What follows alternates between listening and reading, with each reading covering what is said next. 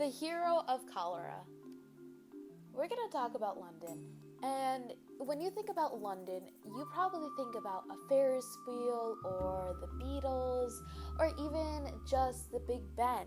But that's not what London was in 1854. This is a story about a doctor named Dr. John Snow.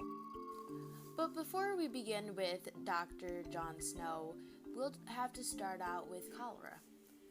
Well, cholera is a waterborne disease which can basically only be transmitted by eating each other's species.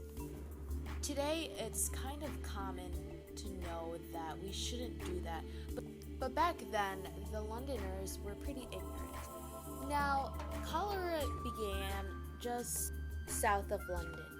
On August 28th in Soho, there was a little ill child called Baby Lewis, and this baby had traces of cholera. So when her diapers were full of feces, her mother went to the nearest pump, which was the Broad Street pump, and cleaned out her diaper, and the remaining waste was put in the cesspool. That is how cholera broke out in Soho. So when someone has cholera, what tends to happen is that they get watery diarrhea and they lose so much of their fluids in such a short amount of time. Some people would say that the diarrhea looked like rice water because the diarrhea seemed like that there was some watery thing, like watery feces with flecks of rice in it. And then after that, it comes dehydration. Well, there's no surprise there, considering that the person who's being affected by cholera is losing so much fluid. Now, the irony of the Broad Street pump was that the pump was infected with cholera. Usually, people would get better if they drink more fluid liquids like water and probably some other nutrients, but the thing here is that the pump was not clean water. So basically, the sick person is still getting sick because they're drinking the same water where they got initially sick with. And that's where I find the irony. And because of this pump, many people were dying in matters of hours. There was hundreds of people dying from this epidemic.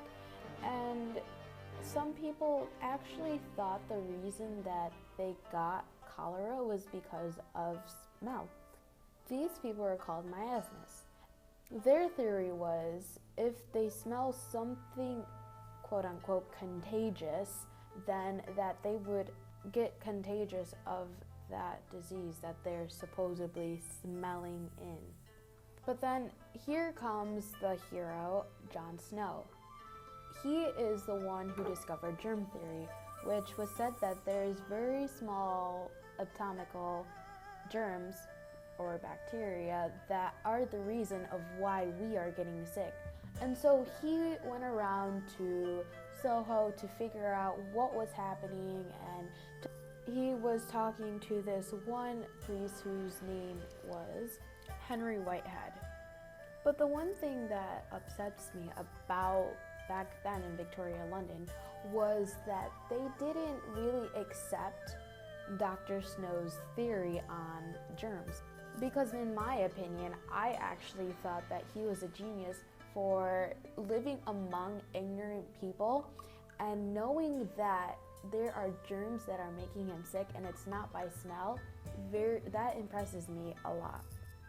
And so then it was until after a while many people were dying and John Snow started creating a visual representation of the patterns and disease of death. And this wasn't just only for Soho, because after a while he soon realized that this was more on the whole city of London. So he started making the map, and it showed that in the Broad Street pump, that's where most of the deaths were occurring rather than other parts of London. So he would bring that up to the Board of Health, and with the Board of Health having fear about the cholera outbreak, they decided to listen to what Snow said. And what Snow said was that they should take down the pump because that's how people are getting sick of cholera. So they did do that, and they saw that the numbers of deaths were decreasing slowly. It isn't until decades after the Broad Street pump happened and after John Snow discovered about germ theory that people started to accept what he thought and what he saw as a scientist. And I would like to give him credit for what we are now and what we know about germ theory. And to many people, he became a historical hero. And he is one of my historical heroes from the cholera outbreak of 1854.